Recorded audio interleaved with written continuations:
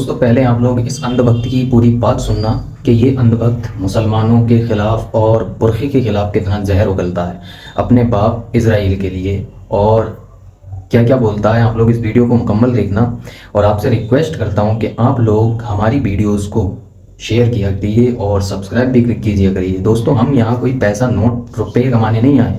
इससे पहले मैं अपना चैनल सस्पेंड करवा चुका हूँ, किस लिए? हक के लिए और मुसलमानों के लिए। और आज वही हमारे मुसलमान भाई हमें आगे नहीं बढ़ाते हैं, हमारे वीडियो को शेयर नहीं करते हैं, सपोर्ट नहीं करते हैं, तो बड़े ही अफसोस की बात है। मुसलमानों कम से कम जो आवाज़ बुलंद करता है इस्लाम के लिए, इन जैसे अंधभक्तों को जवाब देने के लिए, उसको तो सपोर्ट किया कीजिए। तो आप लोग सोचिए और इस वीडियो को शेयर भी करना और सब्सक्राइब भी करना। तो वीडियो देखो पहले। इजराइल जैसा देश शक्तिशाली देश है, सबसे शक्तिशाली देश इजराइल है। और मैं दावे के साथ कहता हूँ, इजराइल जैसा 3 देश, नेतन्याहू जैसे 30 प्रधानमंत्री और योगी जी जैसे 30 मुख्यमंत्री और अनुज चौधरी जैसे 300 पुलिस वाले अगर हो गए पूरे विश्व के अंदर, तो ये जितने भी वो टोपीबाज और बुरखे वाला कौम है और ये सो कॉल्ड पीसफुल कम्युनिटी खुद को कहता है और काम आतंक मचाना होता है, ये सारे औकात में आ जाएंगे खट से। ये इन्हीं का है, ये लात के देवता बात से नहीं मानते हैं। और आज कोई भी इस्लामिक कंट्री इनका इसीलिए साथ नहीं देता है क्योंकि उनको पता है कि अगर हम इजराइल से उलझेंगे तो ये फिर अमेरिका हमारे इनके साथ खड़ा हो जाएगा और जितने भी यूएसए है और यूएसएसआर का है सारे आ जाएंगे, फिर वर्ल्ड वॉर छिड़ेगा, सारे इस्लामिक कंट्री का हालत खराब हो जाएगा। तो कहीं ना कहीं ये इजराइल जो भी कर रहा है एज ए इंडियन होने के नाते। दूसरी बात, भारत का मुसलमान अगर कोई आज ईरान का सपोर्ट कर रहा है तो वो आतंकवादी है, क्योंकि ईरान जिसके दम पर युद्ध लड़ता है वो कौन है? हिजबुल्लाह, हुती। और हिजबुल्लाह और हुती कौन है? ये दोनों आतंकवादी संगठन है। तो आतंकवादी संगठन को लेकर के जो युद्ध लड़ रहा है, इसका मतलब वो आतंकवादी मुल्क है और आतंकवादी कौम है। और हमारा दायित्व ये है कि हम भारत के गवर्नमेंट के साथ रहे, और भारत का गवर्नमेंट अगर इजराइल को सपोर्ट कर रहा है तो हमारा दायित्व है कि इजराइल का। आपने इस वीडियो के अंदर देखा कि इस आण भक्त ने अपने बाप हिजड़ाइल के लिए क्या क्या भौंका है, क्या क्या पोंका है अपने इस कटर जैसे मुंह से। तो चलिए इसको जवाब देते हैं।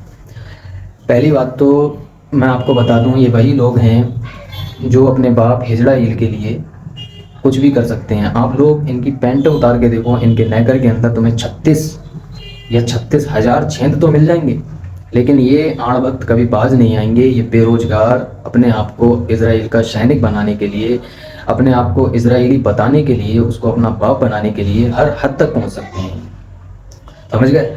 और एक बात और बता दूं मेरे बेटे, मेरे अंधभक्त जैसे लौंडे, तुझे एक बात बता दूं मैं, मेरी बात गौर से सुनना। तू जिन मुसलमानों को टारगेट कर रहा है, जिन मुसलमानों को तू बोल रहा है, तू दिल्ली के अंदर इंडिया गेट पे जाके देख ले, सबसे ज़्यादा तुझे वीर जवान मुसलमान अब्दुल, उनके नाम बड़े इज्जत व आबरू के साथ सेफ मिलेंगे टॉप में। अगर यकीन नहीं होता है तो किसी दिन पहुंच दिल्ली और इंडिया गेट पे जाके देख अपने बाप अब्दुलों के नाम, कितनी ही इज्जत के साथ उनके नामों को वहां पे लिख रखा है। वो वीर कोई और नहीं, वो अब्दुल ही है, समझ गया। और जो बुरखे की बात कर रहा है, तो बेटे उस बुरखे वाले की बेटी सोफिया कुरैशी, तुम्हें मालूम ही होगा, उस सोफिया कुरैशी ने मिशन सिंदूर में अपना बहुत अहम काम किया, बहुत अहम भूमिका निभाई। तो वो भी अब्दुल की बेटी और एक बुरके वाले की बेटी थी। और आतंकवाद की बात रही तो बेटे हमें बखूबी मालूम है, तुम्हारी बहन जो पाकिस्तान की जासूसी कर रही थी, हमें वो भी मालूम है।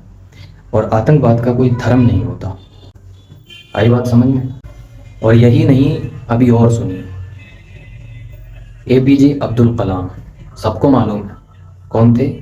अब्दुल के बेटे, बुरखे वाली के बेटे, जिन्होंने हमारे भारत को परमाणु जैसे एटम बम से सम्मानित किया, जिन्होंने इतनी अच्छी अच्छी मिसाइलों से हमारे भारत को सम्मानित किया, वो भी एक अब्दुल के बेटे थे। लेकिन तुम शायद इस बात को नहीं समझोगे क्योंकि तुम इजराइल के चाटू हो, तुम नाथूराम गोडसे के पुजारी हो। तुम्हारे नेकरों में चाहे 36 या 36,000 छेद हो जाएं, तुम बेरोजगारी से मर जाओ, तड़प तड़प के मर जाओ, लेकिन तुम कभी भी सच का साथ नहीं दोगे क्योंकि तुम आण भक्त हो। चाहे तुम्हारे पिछवाड़ों में इजरायली यहूदी लाते मारें जैसे इसके मारी है,